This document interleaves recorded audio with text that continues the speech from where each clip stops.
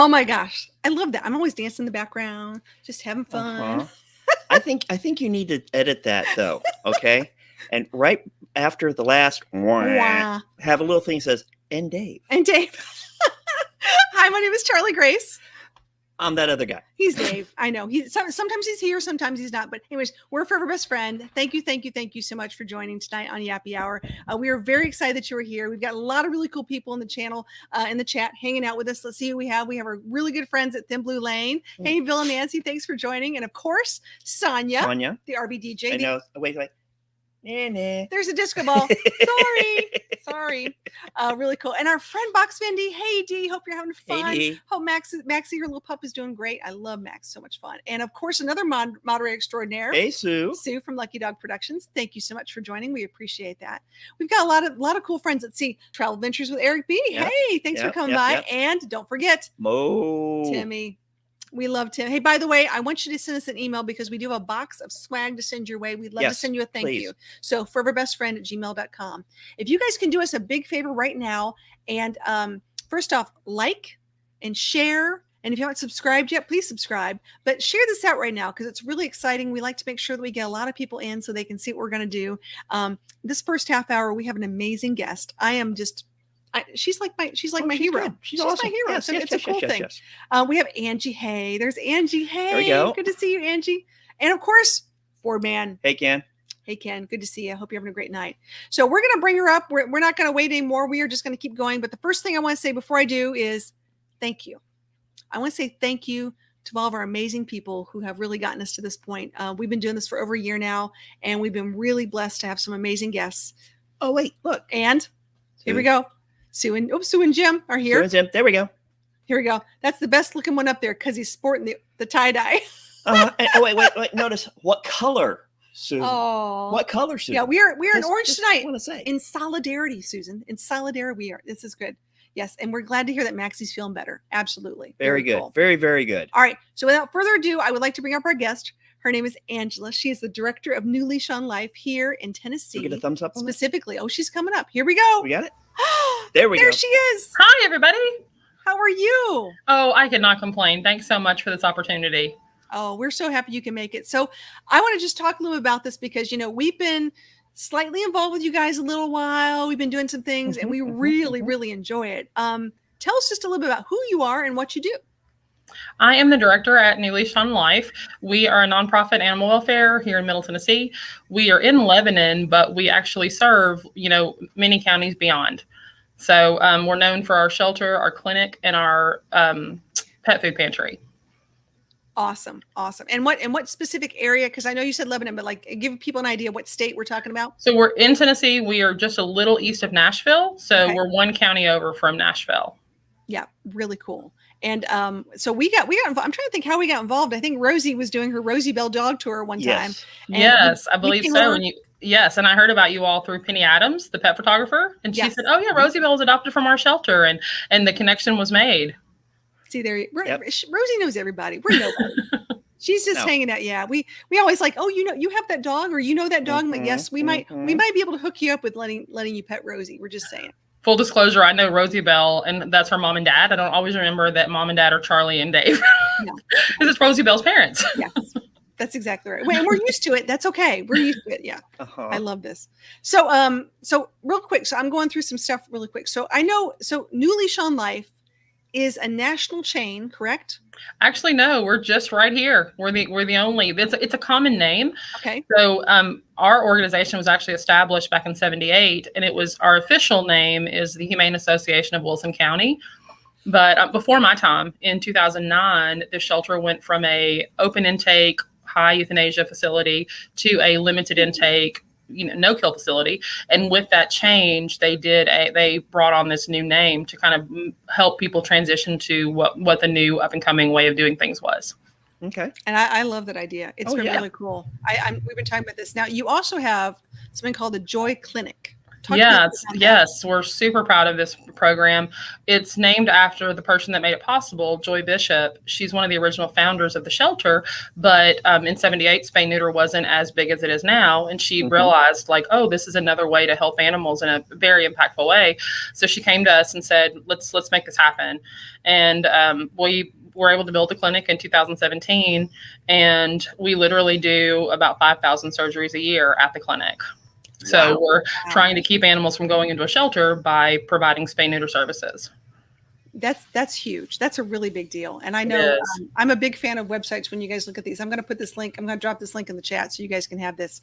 But let's talk about this a little bit. So when it comes to pets, what pets do you service? Like cats, dogs? We are cats and dogs. Yes. Okay. And then not horses or guinea pigs or goats? No. And one thing that sets us apart a little bit, we take in owner surrenders. In our county, our animal controls primarily handle things like, rabies issues and strays and that kind of thing. So owner surrenders, people that get into a situation where they can't keep their pet, don't have a lot of options. And that's an area that we help with. And then the other place that we're really trying to help and meet folks is, what are the barriers that are keeping you from possibly being able to keep your pet? So if it's pet food or if it's vet care or, temporary boarding, things that are just a temporary issue, how can we help you through that little stressful time to be able to keep your pet in the long run? That is actually, that's different. That's a big issue. We were just talking about it really is. Yeah. And, it's one of those things, we already had the food bank, but it's turned into the food bank and more. So have you found that it's mainly a financial issue in which most people surrender their pets, or I'm just curious. Most of the time, yes. It really varies. Sometimes it's, someone passes away and a family member wasn't prepared for like how to, take care of the pet, or they're from another area, or just certain, sometimes someone becomes very ill and they have to go into a nursing home. Sometimes, life just changes and all of a sudden, going through a divorce and I'm going into a rental and I can't keep my pet and it's really sad, but they know that we're going to make sure that pet gets a great placement. And so even though it's bittersweet, they know that their pet's going to be safe. Yeah, that's scary. We were just talking to a place locally with a domestic abuse situation, and they can get to the shelter, but they can't bring their pet. Right, and often people will not go get help because they're worried about their pet. Absolutely. So that's something that we're going to be working with hopefully in the next year too. I want to bring up a success story because I love talking about puppies. Let's look at this picture for a second here. Okay, who is this? Oh, that's Penny. Oh, that sweet girl. So yes, she was here for 10 months. Yes, almost a year, and no looks, no interest. But backstory is someone, in an effort to keep her, didn't make a great decision, but was trying. They were keeping her in a storage building, and she was staying in a kennel, all the time without any interaction. So when she came to us, she was pretty withdrawn, pretty, she didn't know how to really be a dog. She was just like, who are you? Why are you? What are you? What are we doing here? So it took some time to earn her trust and get her to realize that, being a dog can be pretty awesome under the right circumstances. So she learned tennis balls were fantastic, and she learned that most strangers are there because they want to visit you, not because they want to hurt you. And long story short, she just is an amazing dog. She seemed, I was going to say, she looks like the cutest thing ever. And Yes. I'm looking at this going, okay, so here we have, was this her foster parents or how did this happen? These are her adopters. But we do a sleepover program here. We don't do straight out adoptions. We give everybody the opportunity to spend time with a pet in their home to get to know their personality, because we can only tell you what we see in the shelter environment, and it can really change in the home environment. So we do this trial sleepover for a week. And this family, they were amazing. They literally sent us an email and said, we want to meet some of your dogs that are going to be harder to adopt that maybe haven't had a chance yet. Mm-hmm. And that's how they came in, very open-minded. Oh, well, that's so wonderful. Sweet. That's really, the whole experience overall with this family has been amazing. So do you have, I know we've talked to different people. Do you have like a behavioral therapist that works with your dogs, or do you have that ability, or is it something that, I don't know, what are you doing with dogs that might be harder to place? So actually, pandemic has made some crazy things happen. We learned when people couldn't enter our building that all of a sudden, even though dogs had behaviors, we were not dealing with in and out traffic so much that staff could actually recognize patterns and triggers. And so we've actually been able to go, oh, wait a second, this dog does better with this person, or not with this dog, or whatever. And so some of those little observations have really helped us. You know, if a dog's really drawn to one employee, let's have this person work with them on the behavior. And so we've gotten to be more consistent, have a better routine with them. And that has made a big difference in behaviors alone. And we every now and then have trainers that will volunteer their time with us.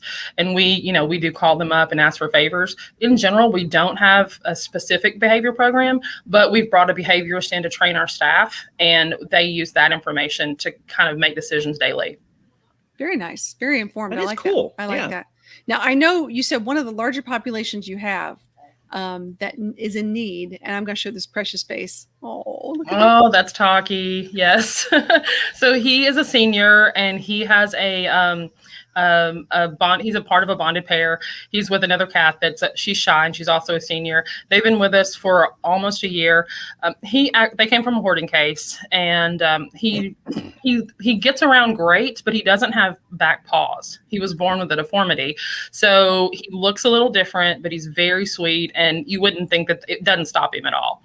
But because he's a senior, people are a little hesitant to give he and his friend a try. But we're hoping that somebody's going to come along that's going to give them a chance. I think that's awesome. I'm a huge fan of seniors. I got to tell you, I just think they're the most sweetest things ever. But you're right. People, they look at it from a different perspective and go, well, how long is it going to take? Or what am I medical wise, things like that might come up. It's an issue. Yes. Yeah, absolutely. But you said that you have a significant amount of cat.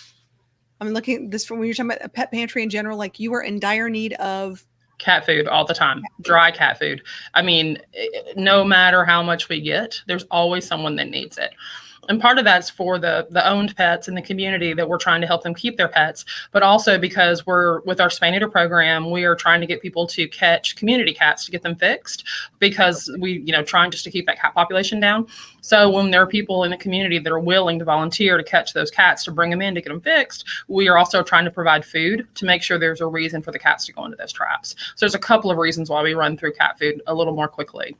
Absolutely. Okay, here's a spicy question. You ready, Dave? God. Here's a spicy one. Have you any celebrities adopt from you? Because I know in Tennessee, we have a lot of interesting people here. So it's really interesting. Like, I can't say that we've had a celebrity in the past year or two, but I can say indirectly we've had some celebrities really help us out. We've had folks, sign a guitar to put in an auction for us, or donate, something from their collection to help us raise money. So we certainly feel the love from the people in the community that are celebrities. But most of them, either have a pet or they want to support us in what we're doing, but can't always adopt. Understood. Oh, Suzanne. You read this one. Go ahead. It says, after a dog has a sleepover with Tucker, they may need counseling. Oh. Counseling their new little Pomeranian. He said absolutely adorable. So cute. I love this precious little Pomeranian, and he's getting older, apparently getting a little bit larger, and yeah. Come on. Oh, he's super cute. I love this. Now, one of the ways we met you guys is that you guys have events. And when I say events, you have like cool events. So we try really hard. Technically they're fundraisers, but we don't want them to feel that way. We want them just to feel like a fun day with your friends, with your family, with your pets. So the ones we have coming up that we're really well known for are the Pooch pool party, which is at Nashville Shores on September 25th. That is a day where people can bring their dogs to the pool. And Nashville Shores is great. They accommodate us by, lowering the chlorine level, lowering the water levels, making sure that all their staff know like what behaviors to watch for, making sure everybody's vaccinated, no treats come in, no food comes in, so we don't have to worry about any kind of resource guarding. And the dogs just have the best time running and playing. And until you see hundreds of dogs around the water, like you just can't grasp it. It's awesome. And so much fun. Tonight we're going to end our show tonight with a video that we did last year. Good. I was wondering. Good. I was hoping you guys would share that because it's so much fun. Then the other event you need volunteers, correct, for this? We do. We really do this event because literally there are hundreds of dogs, and we can't keep. Owners are trying, but we got to keep lots of eyes on these guys to make sure they're safe. And so we use literally 50 plus volunteers for this event. Oh yeah. Okay. So for those people out there who want to come to Middle Tennessee and have fun, by the way, I'm going to say two things. Number one, this is at Nashville Shores. They have a campground there. Mm-hmm. You can camp for my RV friends who want to camp and volunteer for the day. Camped last year. We stayed there last year. It was so much fun. And the night after. It was so much fun. So if you guys want to do something fun and bring your dog and camp and then also get a ticket for the event and help out or even volunteer for the event, it'd be really cool. Yeah. And if you volunteer, you do get a t-shirt. Just saying. Yeah. Oh, wow. I love the t-shirts. Yes, we do. It's my favorite thing. Okay. All right. And let's talk about your other event, which I love. Yes. Too. So Bark in the Park is our longest standing event. This will be the 21st year.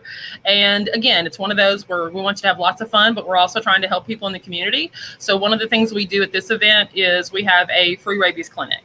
And our veterinarian donates her time, and we have a sponsor that donates the cost of all the vaccines. And it's open to just about anybody that wants to just come get in line and get a vaccine.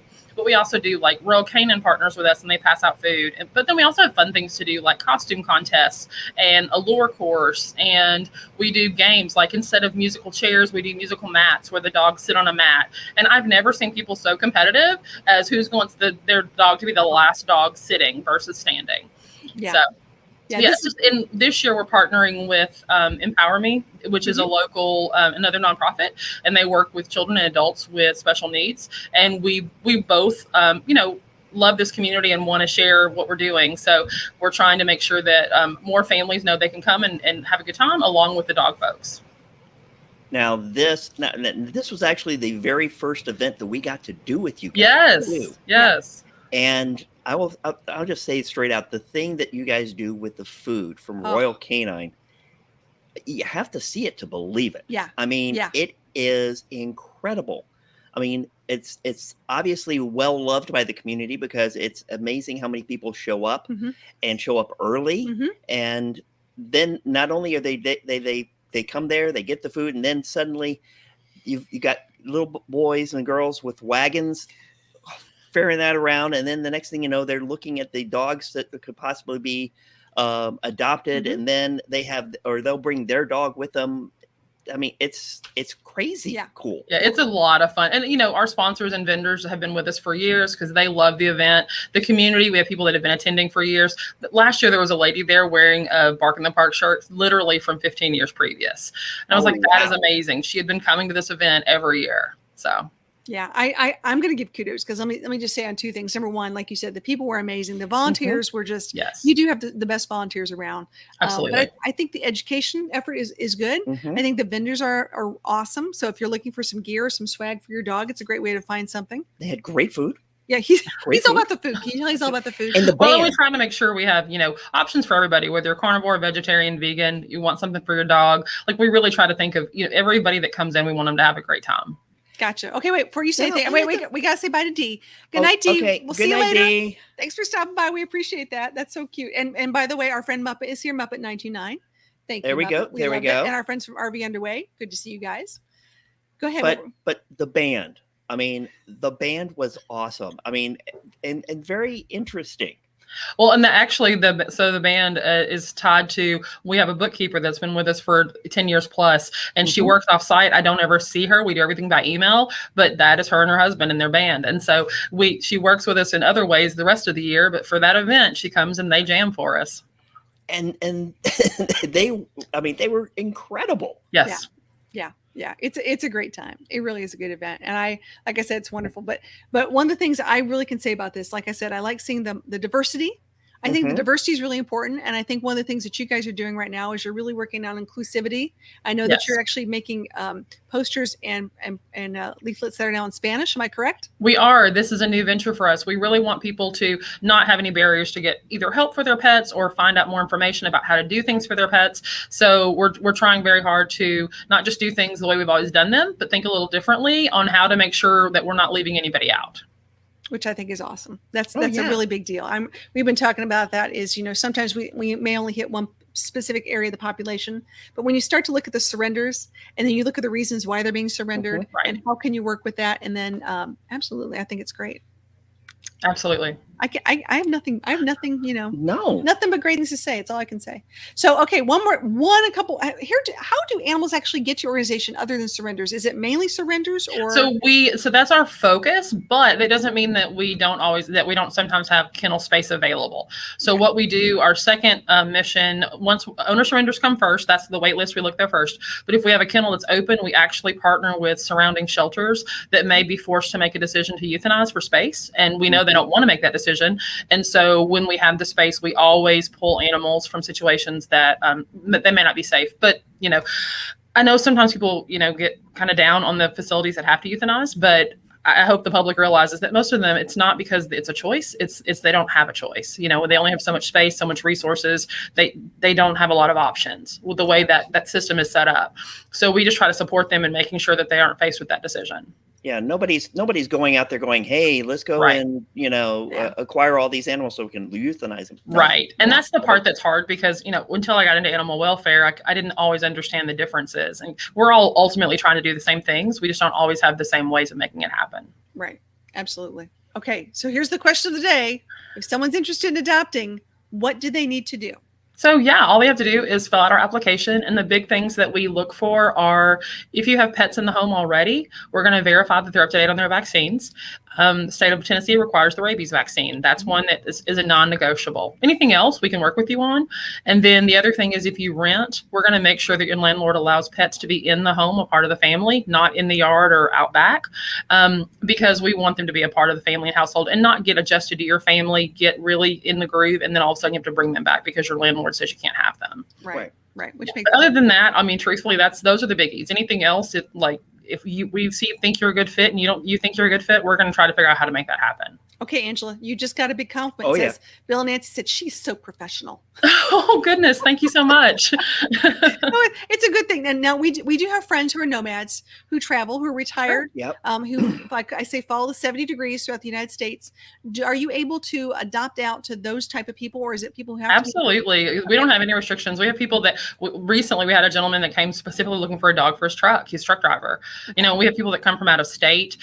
We are all about whoever is the right fit for that pet is the one that we want to put them with. And we really appreciate that because I tell you what, we always have, we have Pet Finder and all those other kinds of major websites on our website itself because we've had quite a few people say, my dog passed, we're looking for another dog. And I say, well, let's see what we can find you first. And then we'll start there first and trickle down, see how that works. So, and that's one of the problems we have is our friends who are traveling. A lot of times they will not allow them to be adopted out. So that's some of the dogs love traveling. Others get a little car sick. They're probably not the best choice, but there are perfect fits for everyone. Absolutely. Absolutely. That also goes with humans too. That's exactly right. Yes. You have that one kid who really doesn't want to be in the car the entire time. No. Don't want to take him on the long road trip. No.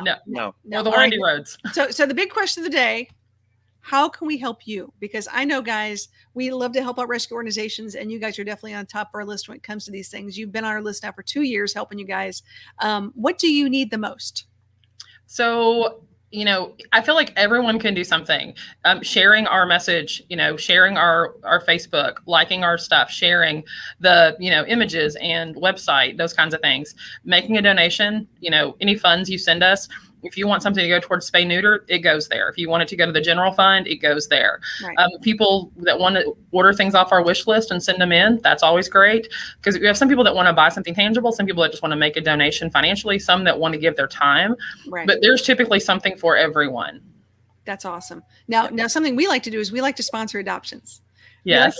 I think that's always fun. Like if you have a birthday or you adopted a dog, like we adopted Rosie on January 20th, which also happens to be my dad's birthday. So it's like a twofer. So I will tell you, when people sponsor our adoptions, we don't tell anyone until they're ready to finalize, because we don't want them to be swayed by the fact that adoption is quote unquote free. Yes. So we want them to pick an animal based on what's good for their family. And then once they've done the sleepover and they come in to finalize that adoption, that's when they find out that someone has sponsored it and that fee's already been covered. Isn't that amazing? Oh, wow. That's really cool. Now we just really want to make sure that it's about the connection first. Absolutely. Not the discount dog or the discount. Right. Food. Yeah. Right. So we have a story like that because you tell her. So when we went to find Rosie, there was a mom and a little girl, I think 13, yeah, 13? 12 or 13, who helped show us around and to say, give us a little backstory about this dog just came in or this, et cetera, et cetera, et cetera. And we found Rosie, and it was definitely what we wanted to do and what we should be doing. And so we get Rosie. We go through all the paperwork at the front, which somebody had already gotten filled out like a month and a half before. Yes. Wow. And she says, I surprised her. No. I knew what I was doing. But keep going. Led me around by the nose, I promise. So we are leaving with Rosie, saying goodbye to everybody, and the little girl runs up to us and says, oh, wait. This is for you. And what she had gotten her mom and dad to do for her Christmas present was to give her $50 gift cards to like PetSmart or Petco or something like that. I forget which one it was. And say, thank you for adopting a dog. Wow. That's awesome. And it's like we really didn't need it. It's the gift of giving was very sweet. And it was a wonderful effort. Well, it's also fostering the idea of that child, continuing to volunteer and give as she gets older.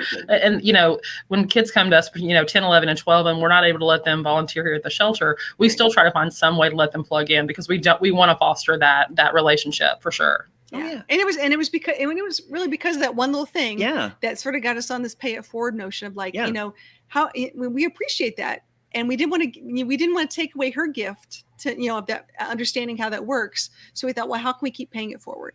And what can we keep doing? And I'd worked with rescues in the past and done lots of things with AZA, American Zoological Association, and lots of bigger kid decided to make it. Then I get asked the question, what do you think about having a famous puppy? And I said the fatal 3 words, sure, why not? Yeah.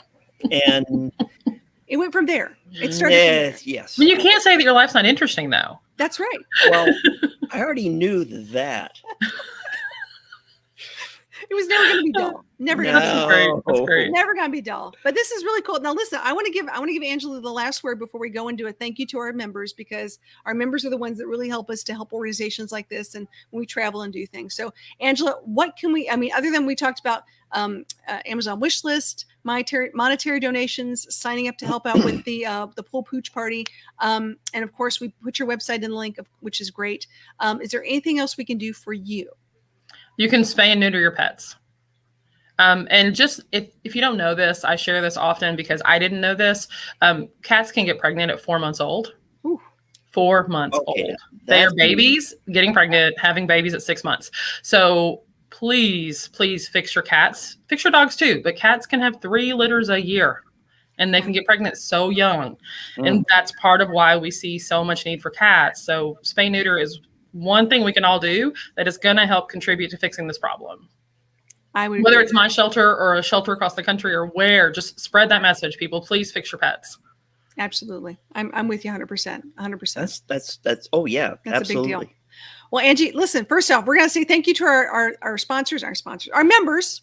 They might as well be sponsors because they sponsor what we do. It's a good thing. That's true. But we really, really appreciate your join tonight. This has been amazing. Thank you all so much for the opportunity. I really appreciate it. Absolutely. Oh no, anytime. We're there for you. And you're like in our backyard. We love helping our Middle Tennessee friends. So and I believe we are scheduled to be barking in the park again. We're definitely gonna be barking in the park. And I'm just saying, we're gonna be there. We'll figure something out. We'll have to figure out the pool pooch party because I think that's M21 this year. We might have a conflict of dates, but we're working through it. Yeah. That's okay. If you can just whenever you can come, we always appreciate it. All right, guys. Well, here, let's say thank you to our members really quick. Here we go.